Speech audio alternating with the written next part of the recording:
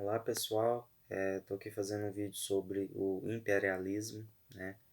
O imperialismo, quando a gente se propõe a entender, né, o significado, a conotação dessa palavra, a gente percebe que o significado dela foi dominação, né, exploração feita por países mais desenvolvidos para subjugar países inferiores, né?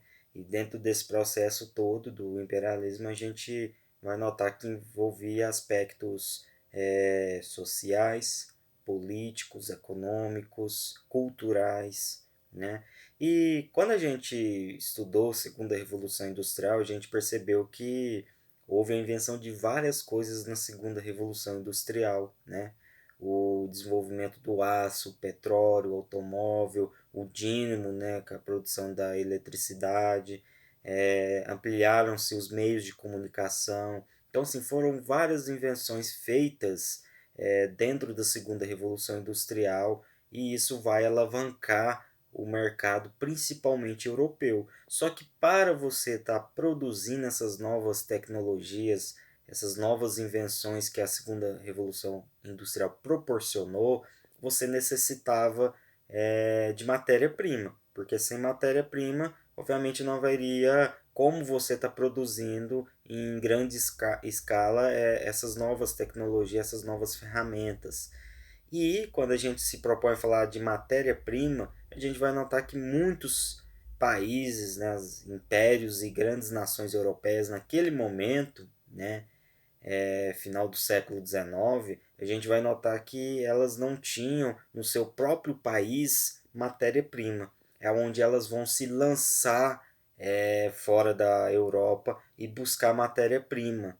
Tá? É onde a gente começa a ter a formação desse conceito do imperialismo, né? Ou neocolonialismo, né? Que é parecido com o colonialismo, né? O processo de colonização que aconteceu na América acabou que as nações como Portugal, Espanha, Inglaterra, Holanda vieram até a América, além de extrair matéria-prima e riqueza, elas também se apossaram das terras. O neocolonialismo ou imperialismo, como a gente conhece, ele é um pouco diferente porque ele não vai se apossar das terras, mas ele vai dominar essas terras, mas sem criar atrito ou confronto. E para isso, né, para ele fazer essa espécie de dominação, esses países europeus vão usar a questão, principalmente a questão racial, né? Vão se subjugar essas nações inferiores.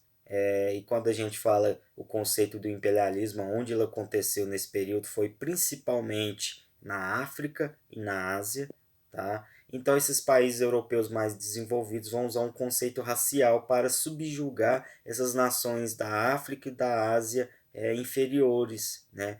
E esse conceito racial, o europeu dizia que o branco, ou o europeu, era mais desenvolvido, era uma nação ou uma sociedade mais avançada, e que essas outras raças, como a raça mongoloide, como eles definiam, a raça asiática, americana, a raça negra, né, a raça africana, era uma raça menos desenvolvidas. E para que houvesse um certo desenvolvimento, né, que essa raça pudesse sobreviver ao tempo, era necessário serem aculturadas, ou seja, o branco europeu tinha que passar vários ensinamentos para essas raças inferiores. Né? E a gente tem que lembrar que nesse período existia muito, né, a questão racial. Não é igual hoje que a gente sabe que raça existe só uma, que é a raça humana, né? O que muda mesmo é a questão da etnia, a cor do cabelo, a cor da pele, mas raça mesmo é só uma. Mas naquela época não.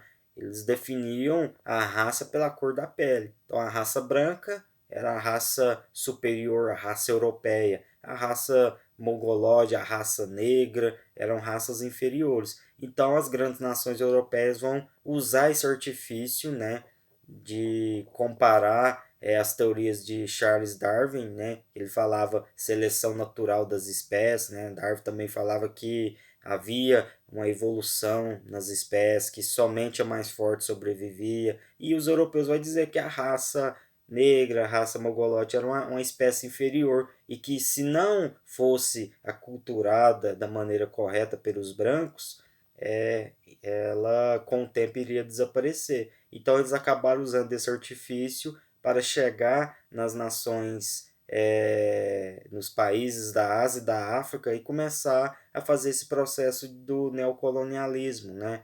Ou do processo de imperialismo. E lá a gente vai notar que eles dominaram, eles criaram aspectos políticos lá, econômicos, sociais, culturais, mas o foco principal era extrair matéria-prima para que essa matéria-prima fosse levada para a Europa e transformada em produto, né, para que houvesse o seu consumo final.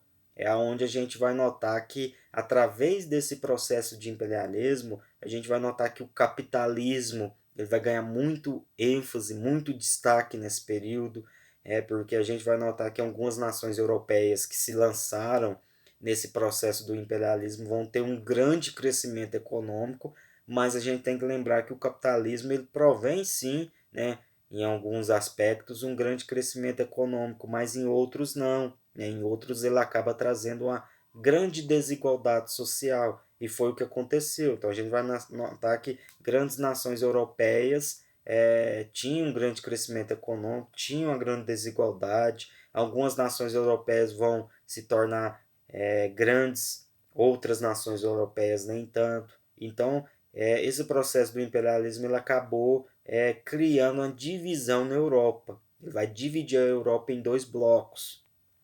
Aí a gente costuma falar que nesse período existia dois grupos. O grupo que seguia a Inglaterra e o grupo que seguia a Alemanha. Então, ou você seguia a Alemanha, ficava do lado da Alemanha, do Império Alemão, né? Ou você ficava do lado da Inglaterra. Ah, e se eu não ficasse de nenhum lado? Se você não ficasse de nenhum lado, você era dominado ou pelo grupo da Alemanha ou pelo grupo da Inglaterra. Então você tinha que tomar um partido. E a gente nota que à medida que foi criando essa rivalidade, essa divisão em dois blocos, a tensão na Europa também vai aumentar. E a gente vai ver que esses dois blocos, né, o pessoal do grupo da Alemanha e o pessoal do grupo da Inglaterra, vão travar pequenas batalhas na Europa. Podemos citar, por exemplo, a guerra pela Manchúria, que é uma região da China, que a gente pode citar que foi uma guerra entre a Rússia e o Japão, né? Acabou que a Rússia não saiu vitoriosa. Podemos citar a guerra franco-prussiana, que foi uma guerra pelas regiões da Alsácia e da Lorena, que pertencia à França. Aí a França entrou em conflito com o Império Alemão, que queria essa região lá em 1871 e acabou que o Império Alemão venceu essa disputa. Inclusive, essa batalha franco-prussiana lá em 1871, ela acaba marcando a última grande batalha antes da eclosão da Primeira Guerra Mundial.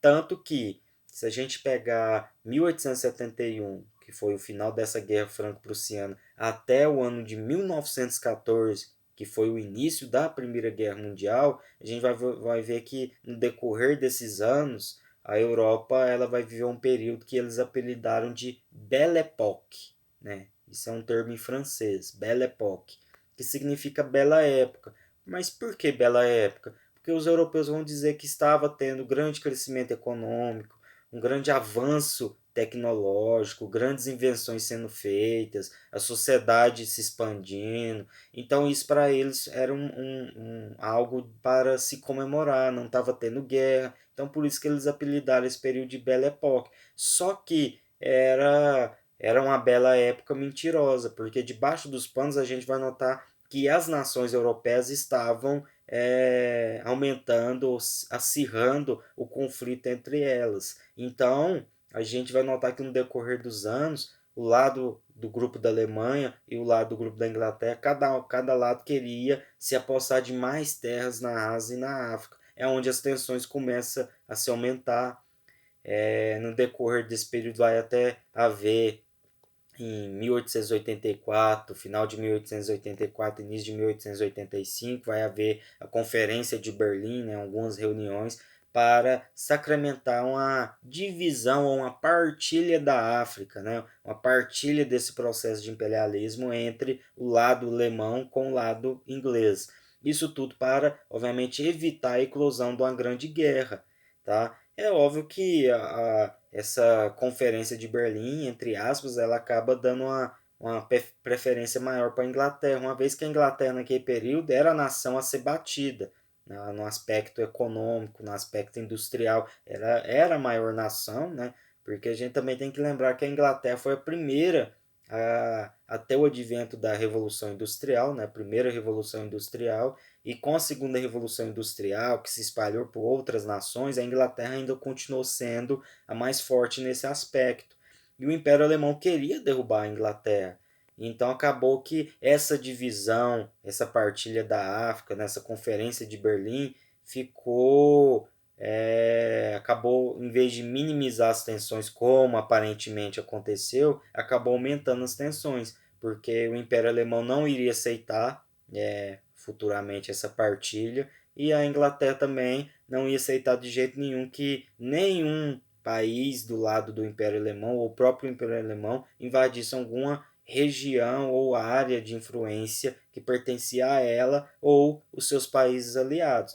Tanto é que esses dois lados, esses dois grupos, né, o Império Alemão e o Império o Império Alemão e a Inglaterra, a gente vai notar com o decorrer dos anos, né, perto da Primeira Guerra Mundial, eles vão criar uma divisão militar, que vai ser a Tríplice Entente e a Tríplice Aliança, que vai ser os dois lados antagônicos da Primeira Guerra Mundial. Então, a gente nota que o imperialismo ele acabou sendo uma espécie de trampolim para a eclosão de uma das maiores guerras da história da humanidade. E isso tudo pelo poder, né? Isso tudo porque várias nações europeias queriam dominar a África, a Ásia e participar desse processo de imperialismo, né? De ir lá e dominar a região, extrair matéria-prima para se enriquecer, né? Então, a gente vai notar que várias nações europeias vão se destacar nesse período e vão ser as mesmas que vão ser as principais figurantes, né, as principais países ou impérios dentro da Primeira Guerra Mundial. Então a gente vai ver que a França, a Inglaterra, o Império Alemão, o Império Turco-Otomano, a Rússia, Japão, isso tudo a gente vai notar que estava envolvido nesse processo de imperialismo. A gente também tem que lembrar que mesmo esse processo de imperialismo tendo focado só na Europa, a Primeira Guerra Mundial também ela vai basicamente quase toda ela focar na Europa. A gente tem que lembrar que por fora, fazendo esse processo também de dominação, esse processo também de enriquecer, a gente tinha os Estados Unidos. Estados Unidos também, lá na Primeira Guerra Mundial, ele vai ser um divisor de águas. Quando a gente for entender ou estudar a Primeira Guerra Mundial, vocês vão lembrar disso, tá? Então, o imperialismo, de uma forma geral, ele foi isso, né? Para grandes nações europeias dominando nações inferiores, né? Usando o conceito racial para subjugar os povos, né? Para que não tivesse conflito, e cada império, nação queria se enriquecer a todo custo, né? Tanto é que nesse período também teve um conceito chamado de paz armada, né? Quando várias nações começaram a se equipar porque sabiam que mais cedo ou mais tarde a eclosão da Grande Guerra iria acontecer,